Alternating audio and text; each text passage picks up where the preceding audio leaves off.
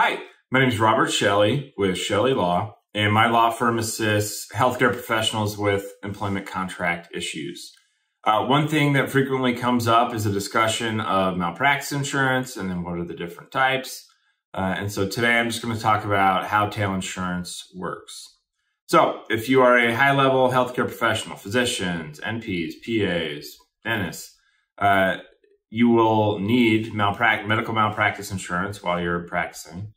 And then depending upon what type of coverage you have, you may need tail insurance. So I'm just going to break down kind of the common types of malpractice insurance and then when tail is necessary and some, the details of it, when it needs to be paid, how long it needs to be paid for, how much it costs, that type of thing. So the two most common malpractice insurance types in private practice are either an occurrence-based policy or a claims-made policy.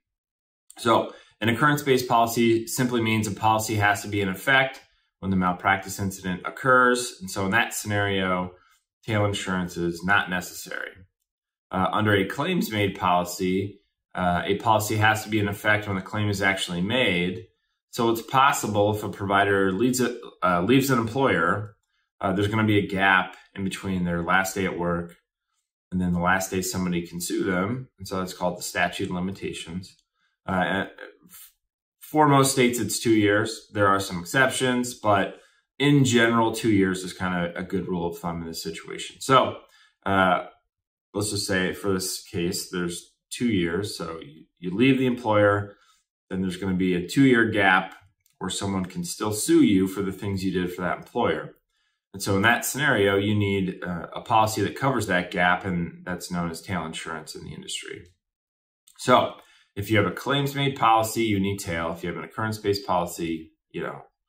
So if you do have a claims-made policy, the employment contract is going to dictate, one, who pays the underlying premium. 99 out of 100 times, that's going to be the employer if you're an actual employee and not an independent contractor. And then the employment agreement is also going to cover who pays for tail. Now, this can vary pretty greatly from contract to contract. If you are working for a private-owned physician practice, it's, I would say, more likely than not that the provider is going to be responsible to pay for tail insurance. It's pretty rare that a physician-owned practice would pay for tail.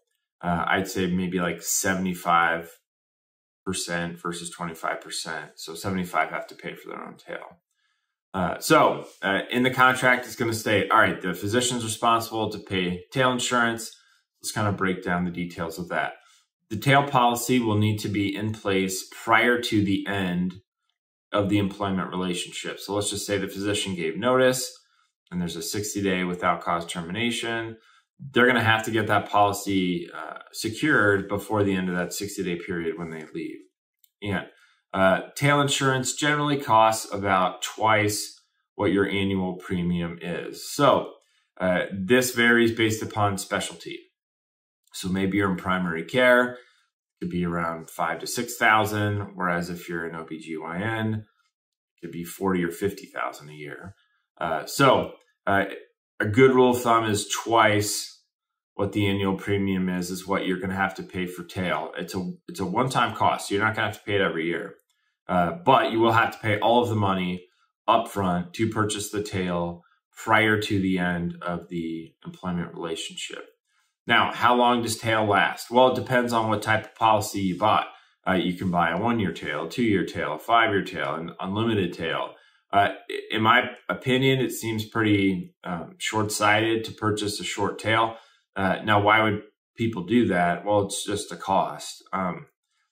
Now, I said 2 times is kind of the average, but it can usually range from anywhere from like 1.5 times all the way up to 3 times what the annual premium is based upon how long the tail is. And then also how long you've been with the employer and that type of thing. So determining how long you should get should be easy. It should be an unlimited tail. It should go on forever. You don't want to have a scenario where you are not covered at the time that a claim is made. And that could be financially crippling for a physician or any kind of healthcare provider if they're ultimately found guilty or they have to reach some kind of settlement.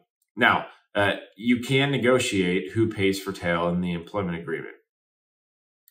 If you go to the employer and say, hey, I'd like you to purchase my tail, they may say no.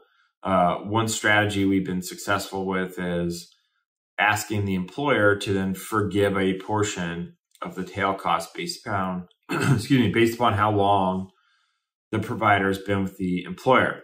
So for instance, let's say the physician has a 3-year initial term. They complete the 3 years. Negotiating with the employer is one way of getting out of having to pay for tail insurance. Another would be if you're a new employer, pays for your old tail. That's called nose insurance.